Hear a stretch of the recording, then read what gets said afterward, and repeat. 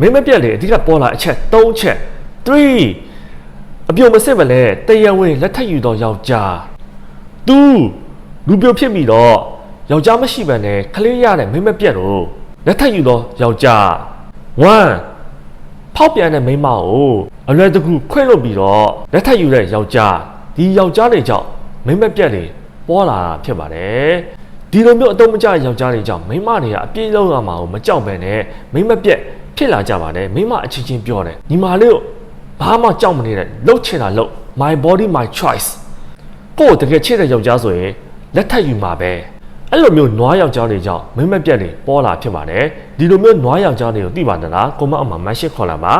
ဒီလိုမျိုးအချစ်ပညာရဲ့ပို့ပြီးတက်ချင်ဆိုရင် Rich Myanmar Dating Advice ဆိုတာတော့မှန်ကဘာလက်အမေရိကန်အချစ်ပညာရှင် YouTube channel Facebook TikTok ကို subscribe လုပ်ထားပါအချစ်နဲ့ပတ်သက်တဲ့ဗီဒီယိုပို့ပြီးကြည့်ချင်ဆိုရင် YouTube playlist မှာတွားပြီးတော့ကြည့်ရပါတယ်